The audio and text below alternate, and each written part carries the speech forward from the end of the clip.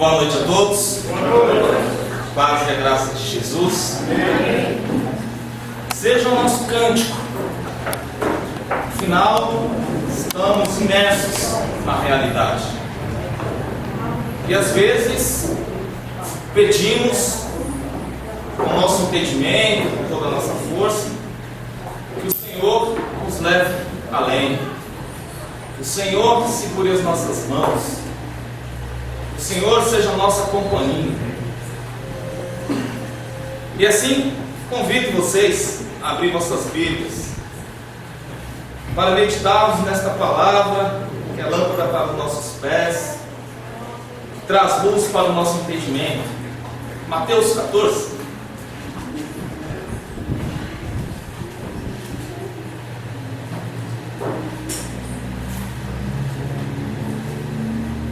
Mateus 14, vamos ler a partir do verso 22.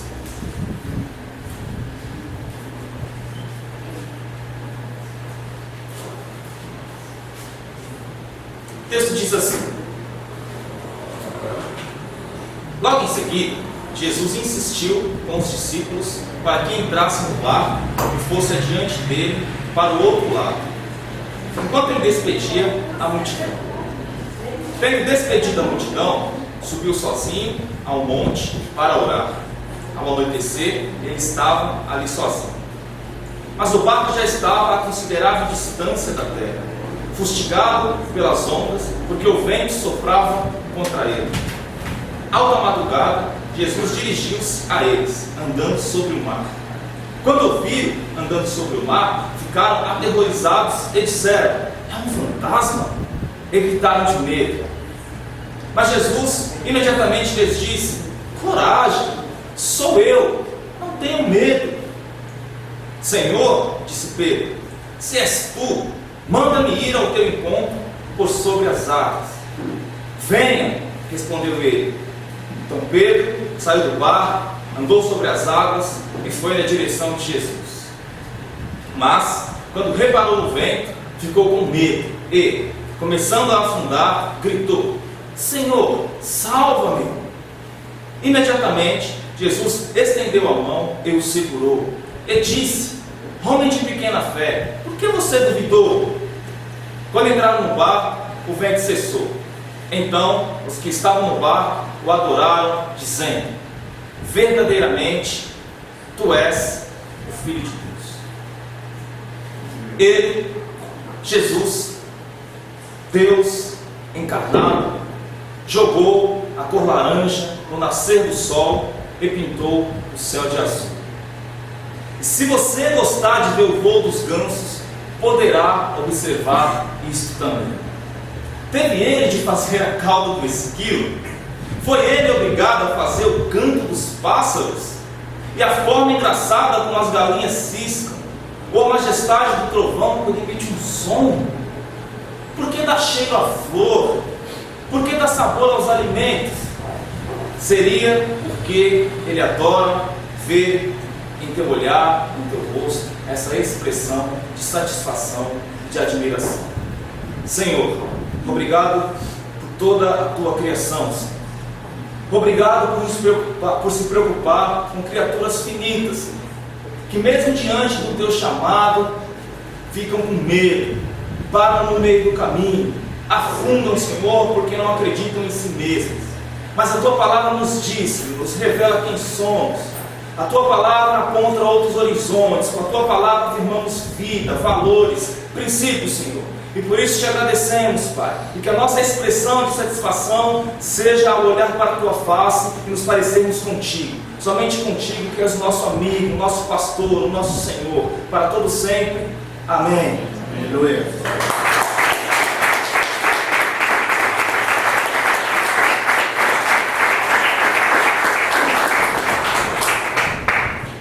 Sempre temos ideia de discípulo como aluno, como eterno aprendiz.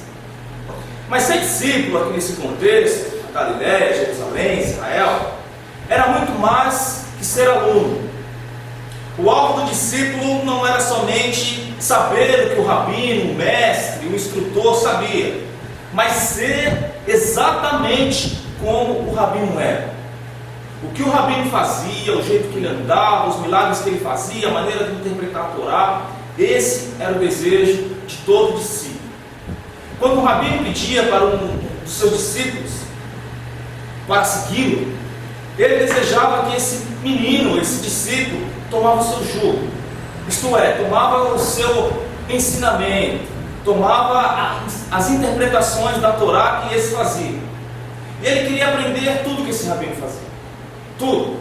Por isso, quando um aluno chegava diante desse rabino e dizia: quero segui-lo, o rabino, sem pestanejar, procurava saber algumas informações a respeito desse rabino.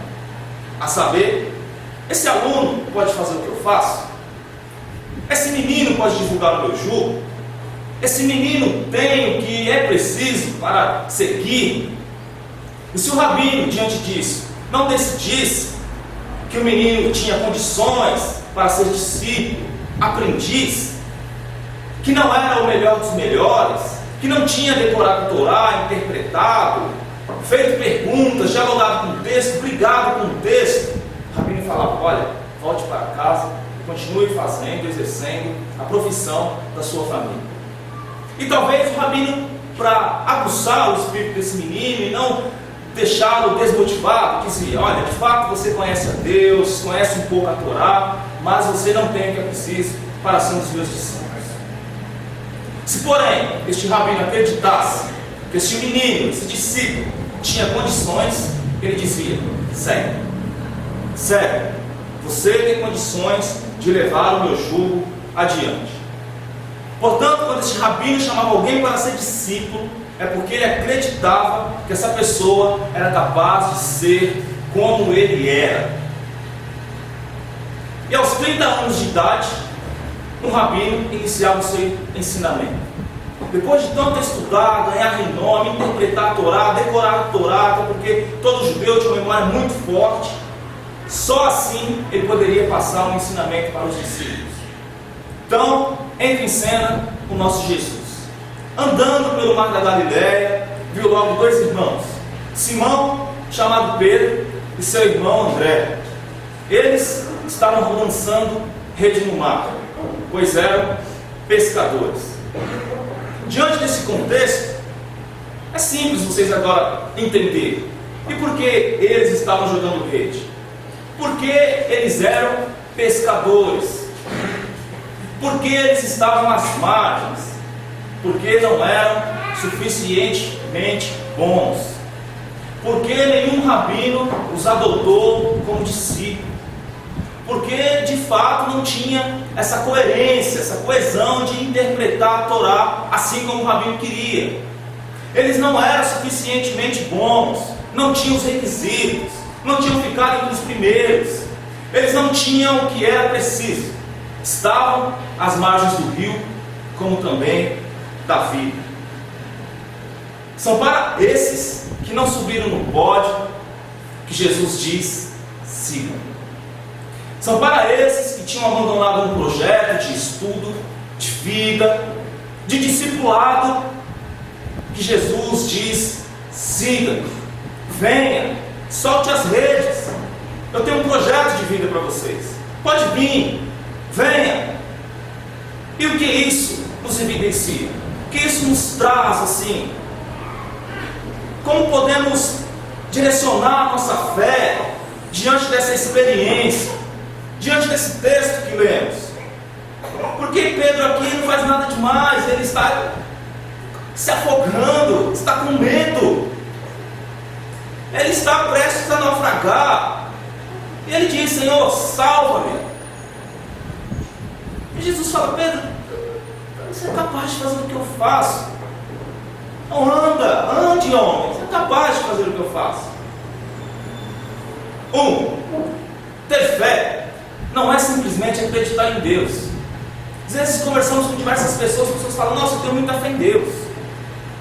Você conversa com um macumbeiro, com todo respeito, e aí? Eu tenho muita fé em Deus. Você conversa com um espírita, eu tenho muita fé em Deus. Com um cristão, eu tenho muita fé em Deus. Mas a Bíblia não trata dessa questão de fé em Deus, até porque já começa dizendo que Deus criou, que Deus transformou, que das trevas ele trouxe luz. fé, de acreditar em Deus. Então ter fé não é simplesmente basear uma vida nessa crença em algo transcendente, num Deus, mas é acreditar que Deus acredita em você. E só assim a vida passa a ter outro norte, outros princípios. Então a nossa fé é direcionada num Deus que tem fé em nós. Por isso que o cristianismo é loucura para alguns, por isso que é surpresa para outros, mas para esses que experimentam dessa vida na margem de um rio, é encanto, é beleza, é esperança, é ternura.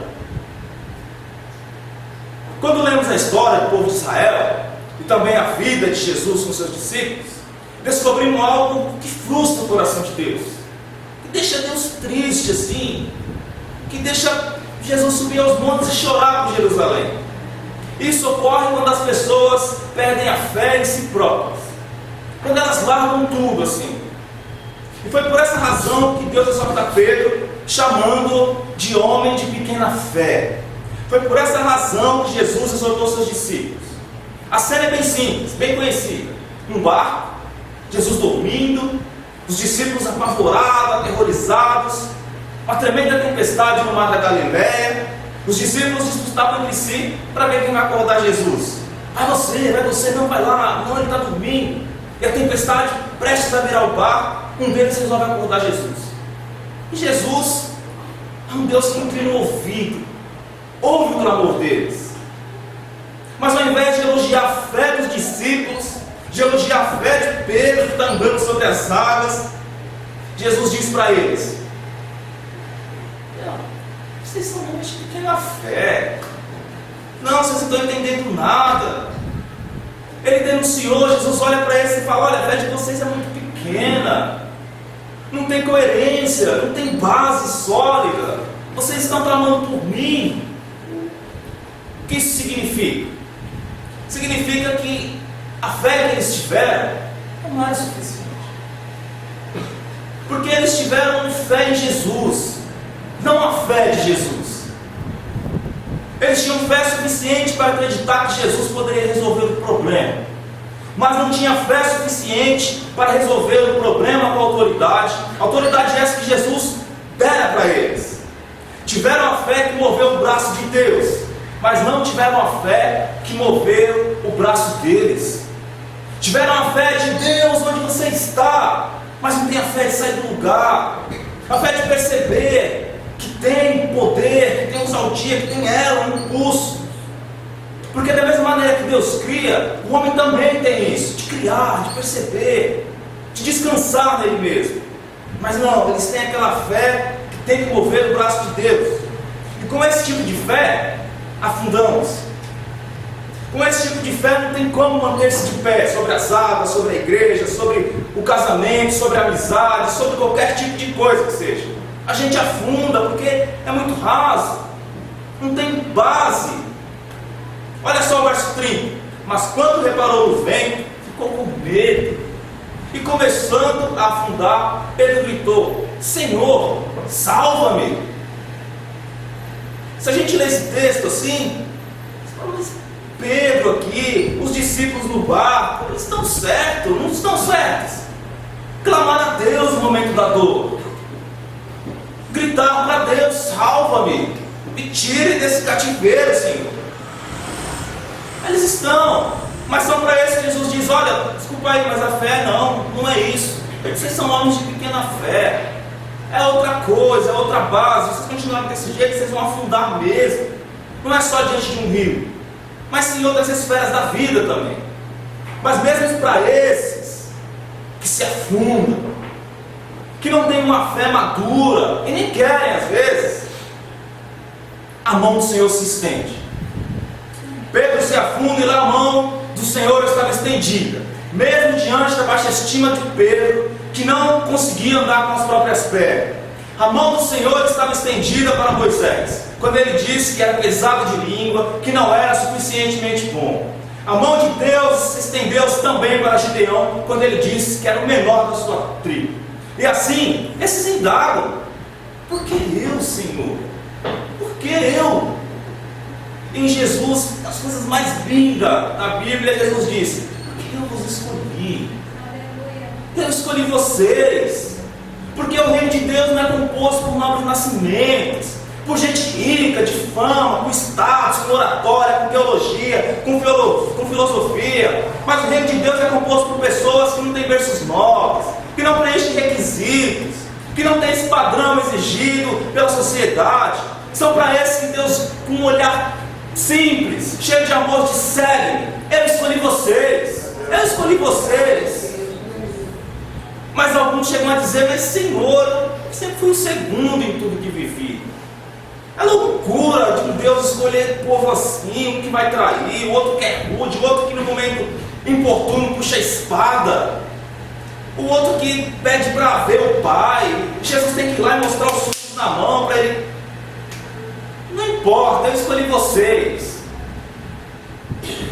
É engraçado que desde criança a gente aprende que temos que ter fé em Deus.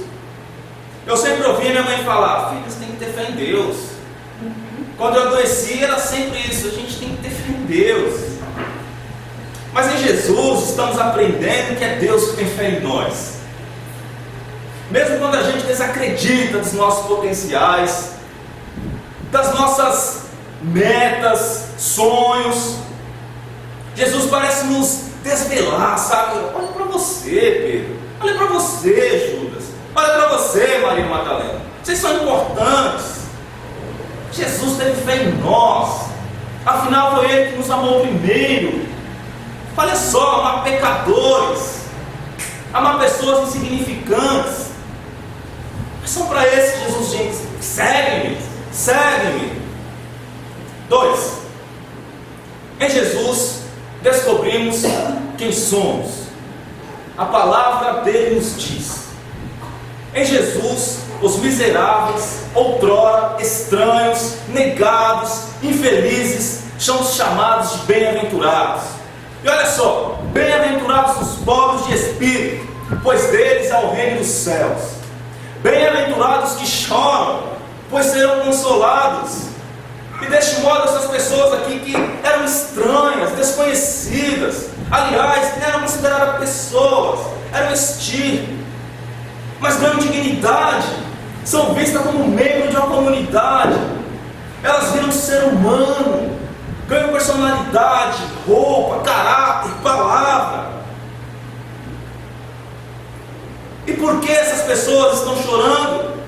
E por que ser feliz, Jesus? Porque o reino chegou para essas. E quando o reino chega, toca na vida dessas pessoas, tudo muda. Aquele que era chamado Abraão vai ser Abraão. Aquele que era visto como mentiroso vai ser o que vai pregar a verdade. Aquele que era visto com uma língua pesada vai lá e converte multidões. Por quê? Porque o reino chegou. Porque o reino desceu. Porque o Verbo se fez carne e habita no meio de nós. Acabou. Você que está chorando é bem-aventurado. O reino está aí, experimente. Certa mulher samaritana foi buscada num poço. E ali teve um encontro maravilhoso com Jesus. Olha que mudança. Essa mulher era vista como estranha, desconhecida. Já teve 5 maridos, está próximo do 6º. Mas Jesus olha para ela e tem uma conversa simples. E o coração dessa mulher é inflamado. Ela que antes era calada por um sistema, por ser mulher, sai pelas ruas gritando: Ele é o Messias, Ele é o Messias. Eu tive uma experiência com Ele. Em Jesus ganhamos voz, palavra. A palavra dele nos diz. Um garoto inconsequente resolve sair de casa e pede para o pai trazer a herança. Pai, dá minha herança, não quero mais ficar aqui, está enchendo o saco, quero ter outras experiências. E aí o plano não dá certo, gasta tudo, é inconsequente, não mede as atitudes. E aí ele pensa: não, mas agora quando eu voltar eu não sou mais digno de ser chamado filho. Mas quando retorna, o pai faz uma festa. O pai o trata como filho. O pecador, o irresponsável, o perdido, em Jesus é chamado de filho. Para esse irresponsável, tem um pai que o espera no portão, a tratá-lo como filho, a beijá-lo, a limpá-lo, a conversar, a entender o que se passa na mente de um rapaz desse. Em Jesus, nós somos mais estranhos. Em Jesus não somos mais estranhos. A palavra dele nos diz que não somos mais servos. Olha só, não tem mais hierarquia. Alguns acreditavam que Deus era como se fosse um sol. Se nós chegássemos mais perto dele, desse transcendente, morreríamos queimados. O que Deus faz? Muda de lugar, torna-se carne, é tocável, palpável. E aí a hierarquia some, não tem mais sol, não tem estrelas. Um Deus tão longe até então, que as pessoas não concebiam porque era tão distante. Chama vocês de amigo. A palavra dele nos diz que nenhuma condenação há para os que estão arraigados nele. Em Jesus somos livres do pecado, da morte. Em Jesus somos renovados, fomos reconciliados, fomos perdoados, fomos encontrados, somos filhos e a bondade dele nos persegue. Mesmo diante desses planos que às vezes nos afastam das pessoas, da igreja, mas a bondade dele nos persegue. Davi dizia: Senhor, no meu sentar, no meu caminhar, no meu falar, no meu pensar, lá tu está. Lá está a tua lei de amor impregnada no meu coração, sendo luz para mim. A bondade de Deus perseguia Davi, perseguia outros, persegue você. Não tem como escapar dessa bondade de Deus, nem que você queira. 3. Devemos levar a sério o que Deus diz que somos. Ele nos diz que somos templo do Espírito dele. Ele nos diz que somos amados. Devemos levar a sério isso. Não é brincadeira, não é uma palavra vã. Não é essa questão de 15 dias, 10 dias que você está se relacionando e já amor. Não, a palavra amor na boca de Jesus tem um outro sentido. Tem uma doação, tem uma essência, tem marcas na mão. É sério, não tem essa em Jesus de um amor repentino, mas tem um amor duradouro, tão duradouro que eles escrevem que é eterno. Eterno, e essa experiência é eterna. Estamos aprendendo em Cristo essa nova identidade, de levar as coisas a sério, de levar as pessoas a sério, de perceber a realidade, de perceber que estamos pisando em água. Estamos aprendendo em Jesus a dar esses primeiros passos. E caminhar sobre as águas não é nada fácil. Dá medo, é insegurança. Para caminhar sobre essas águas tem que ter muita fé, tem que ter uma crença, temos que estar arraigado. Não é a fé simplesmente que move Deus, mas uma fé que move nós mesmos, que nos impulsiona. É preciso ter uma fé que nos mova diante de um câncer. É preciso ter uma fé que nos mova diante do abandono. É preciso ter uma fé que nos mova diante do desemprego. O Ricardo passou por isso e sabe que isso é difícil. Tem que ter fé. Tem que ter fé diante da perda de um ente querido. No começo do século, alguns homens se lançaram nas mais diferentes aventuras. Surfar, escalar. E uma dessas aventuras era escalar o Monte Everest. Muitos ingleses foram os primeiros, participaram dessa aventura, mas o fracasso era constante. Uma equipe que tentou foi alcançada por uma avalanche, que dizimou metade do grupo. Os sobreviventes tiveram de voltar, mas porém alguns anos depois tentaram novamente, mas não conseguiram. Na terceira tentativa, o líder da equipe morreu, congelado, como também a maioria da equipe. O restante voltou-se para a Inglaterra, e um dos sobreviventes, fazendo um discurso no funeral, começou a chorar. Virou-se para a foto que havia batido no Monte Everest e disse assim: Monte Everest, Monte Everest, tu nos derrotaste uma vez, 2 vezes, 3 vezes, um dia, Monte Everest, nós te derrotaremos. Porque tu continuarás sempre deste tamanho, mas nós continuaremos crescendo. Um dia tu estarás debaixo dos nossos pés. Um dia, Monte Everest, você estará debaixo dos nossos pés. Nós, como discípulos de Jesus, temos que ter a mesma postura. Postura essa que, mesmo quando afundarmos diante das águas da vida, que possamos perseverar. Que mesmo que as coisas parecerem contrárias aos nossos passos, devemos lembrar que a bondade dele nos persegue. Devemos lembrar que é ele que diz: venha, ande sobre essas águas, você consegue. O Rabino acreditou e acredita que podemos ser igual a ele. Acredita que podemos amar como ele amou. Acredita que podemos ser luz em meio à escuridão. Acredita que podemos fazer milagres. E não só. O Deus de Jesus acredita que nós podemos ser um milagre. Ele nos chama de amigos. Não somos mais estranhos em Jesus. Somos filhos. Ele acredita em você. Levante e ande. E assim diz Gonzaguinha: hoje é a semente do amanhã. Para não ter medo que este tempo vai passar. Não se desespere, nem pare de sonhar. Nunca se entregue. Nasça sempre com as manhãs. Deixe a luz do sol brilhar no céu do seu olhar. Fé na vida, fé no homem, fé no que virá. Nós podemos tudo, nós podemos mais.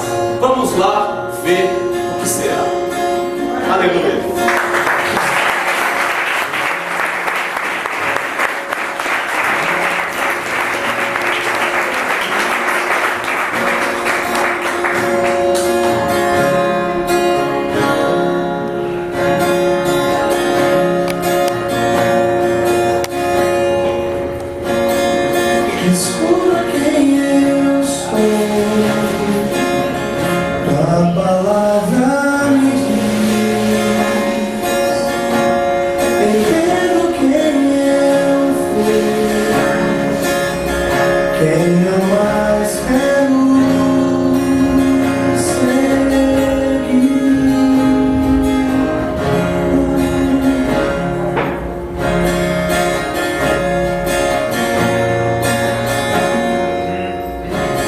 Eu sou um pescador, tua palavra me diz, te sigo onde for, faço tudo em teu nome.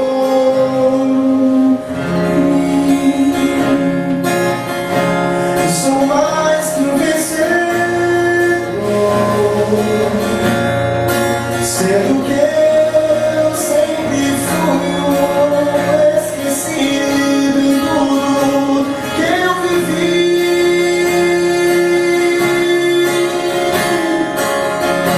e me chama amigo.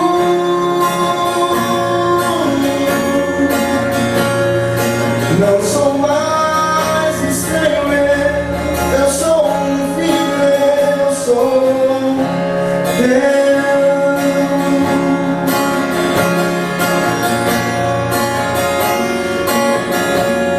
Tu és o bom pastor, tua palavra me diz, feliz em meio à dor, tua bondade me persegue.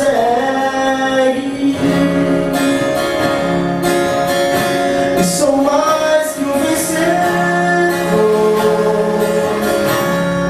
sendo que eu sempre fui o segundo em tudo que eu vivi,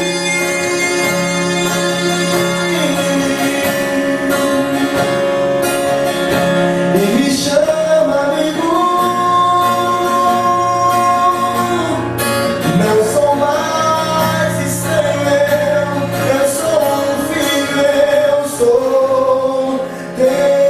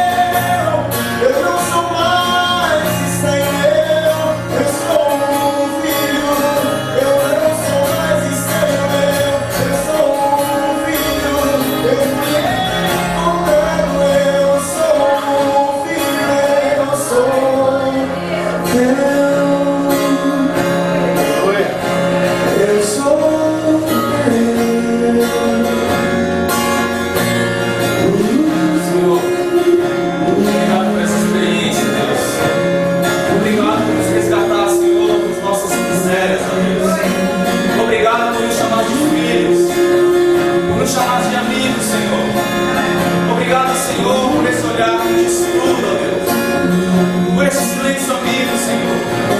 Obrigado por essa companhia que nos liberta, que aponta o horizonte, Senhor. Obrigado por a sua mão que se estende, ó Deus, para pescadores, para pecadores, Senhor. Que haja disponibilidade no nosso coração, Senhor, para que assim o Senhor venha fazer morada, Pai. Porque assim queremos, Senhor. Assim queremos, ó Deus. Obrigado, Senhor, por termos essa experiência de filho. Obrigado, Senhor, porque nós somos mais estranhos. Somos teu povo, somos um contigo, Senhor. Obrigado por ser conosco, ó Deus. Obrigado pelo teu amor, Jesus. Obrigado pelo teu abraço, Senhor. No teu qual nós descansamos, Senhor. Em ti encontramos graça, perdão, socorro, ó Deus. Afago, Jesus. Obrigado, ó Deus, por estender a sua mão, preservando nossa educação e os nossos passos, Senhor. Obrigado por ser por esta igreja, Senhor. Obrigado por habitar no meio de nós. Assim te louvamos.